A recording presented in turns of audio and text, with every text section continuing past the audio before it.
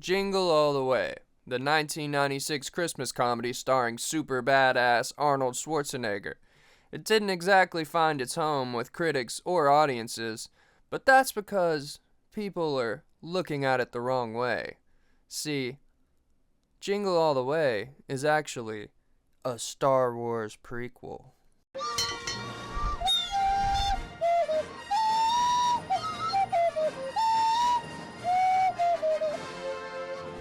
Assassination plot! The enemies of the Republic or the Empire, whatever, fuck you, you'll watch it. The Rebels or Confederacy of Planets, whatever, let us piss down your throat. Find out that the Chosen One, Anakin Skywalker, has been born. They reach out to the best time-traveling, terminating assassin in the business to go to the future or the past, whatever, buy this shiny toy, you fat, to kill little Anakin Skywalker before he can grow up to hate sand. Will Arnold Schwarzenegger succeed in his mission? Will his acting be worse than a 10-year-old child's? Who will stop the Galactic Vampire Association? Fuck you, find out right now! The T-800 reaches the past and lands inside an office.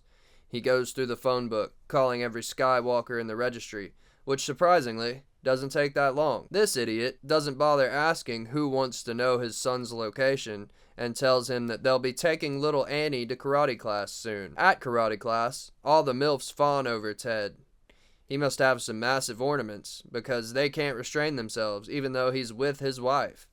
The Terminator arrives, striding into the building as silent as a prom queen's fart.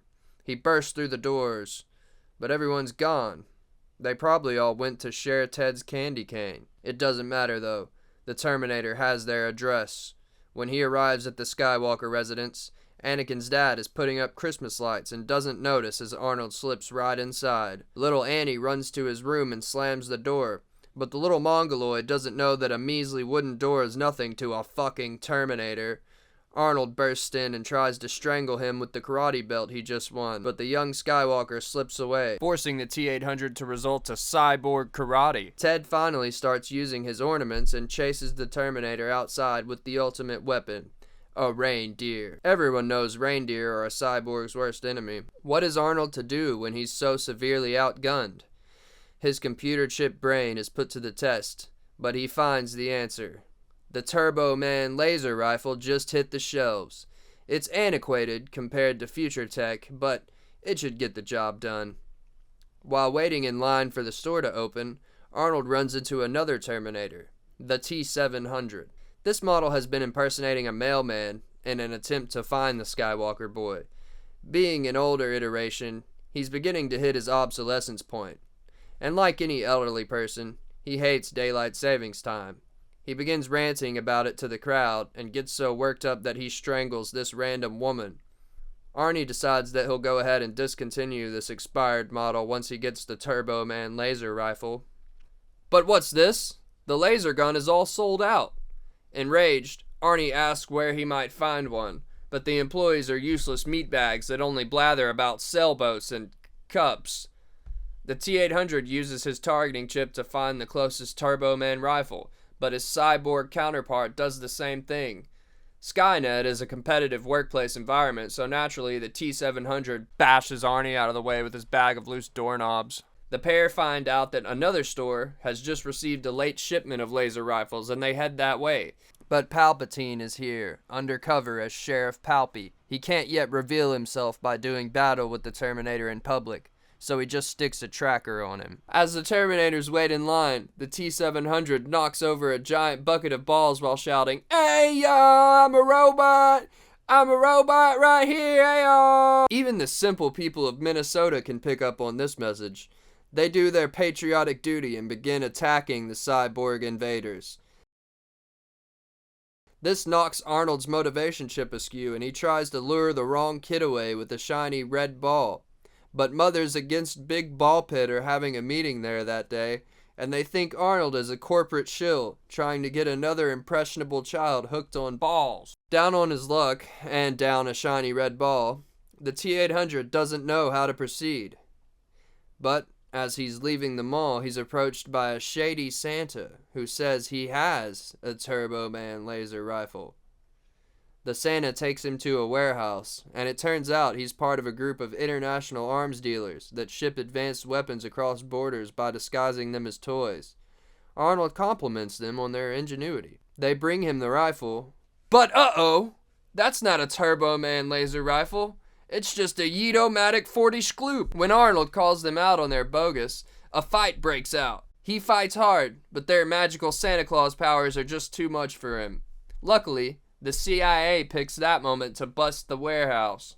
Arnold tells them he's a murderous bureaucrat too, so they let him go. His run-in with the CIA gave him an idea.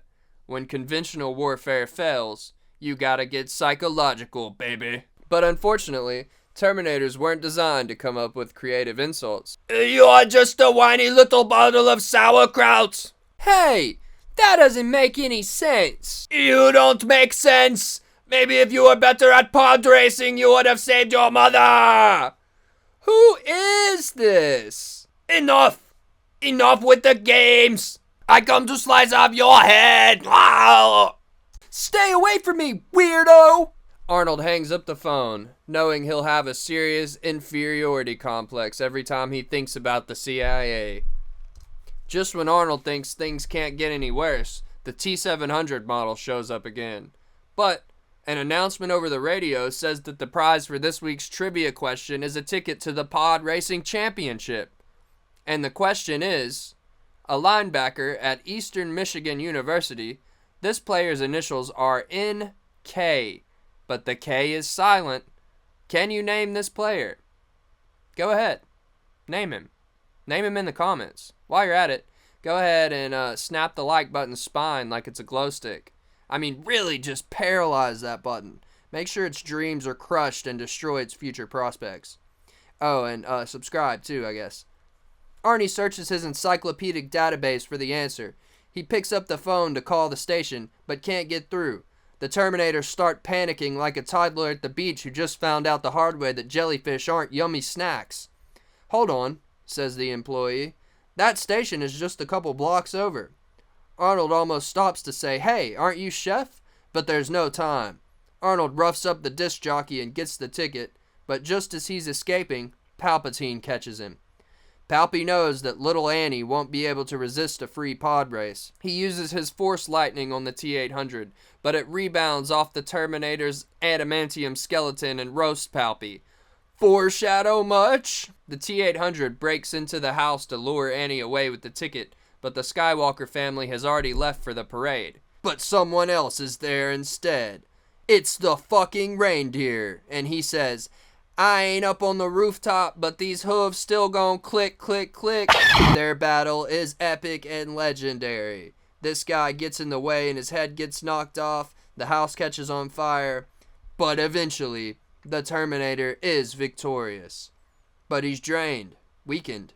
He's going to go after the kid, but he knows he doesn't stand much of a chance now. At the parade, he sees the kid, but Palpatine is back. Arnie knows he's too weak to face Palps again, so he runs for it. And he runs straight into an experimental weapons facility. They mistake him for their test subject and put him into an exosuit. Arnold escapes with it and ends up on a parade float next to a young Adam Driver. Meanwhile, Annie is left alone in the parade. Arnold spots him and improvises a plan. He'll lure him close with a super sweet toy. But as the kid approaches, the T-800's plans are blown by an intruder. It's the retarded cyborg, and he's gotten an upgrade. He tries to snatch the Skywalker boy before Arnold can, but he uses his exosuit to launch the frisbees of death at him. One of them misses and decapitates an orphan boy in the audience. The T-700 starts chasing Anakin while Arnie tries to figure out his new suit. Finally, he launches. But Terminators weren't built for flight, and he careens through the air like a diaper on the wind. At last, he manages to catch the child he was sent back in time to terminate. But as he flies through the air, about to self-destruct, little Anakin Skywalker says, No! I can't die! I never got to kill any younglings! And this makes the Terminator pause. He begins to rethink his mission. Maybe, just maybe, he and this child aren't so different after all. Perhaps, perchance even, they don't have to be enemies. He returns and sets the child down upon the ground, where he's lauded as a hero for saving this young child from the evil, retarded Terminator. And everyone has a very Merry Christmas. If you made it all the way through this video, thanks for watching. These are a lot of fun to do. I originally planned on this channel to do more serious video essay content, and I do have some of that. So let me know what you guys like. If you like this goofy kind of stuff more, or if you like the more serious stuff that I did before, let me know. I think I can juggle between both. But thanks for watching. But uh-oh, that's not a Turbo Man laser rifle. It's just a Blastoid 34. It's just a Yeet-O-Matic 50. It's just a Penguin Gamplnax. It's just a Hooblish-Glop Nappin. It's just a Flappins. It's a Yeet-O-Matic 40 Sklope. Maybe if you are better at pod racing, you would have saved your mother. Who is this? As the Terminators are waiting in line, the T-700 knocks over a giant bucket of balls. Even the simple people of Minnesota can pick up on this message.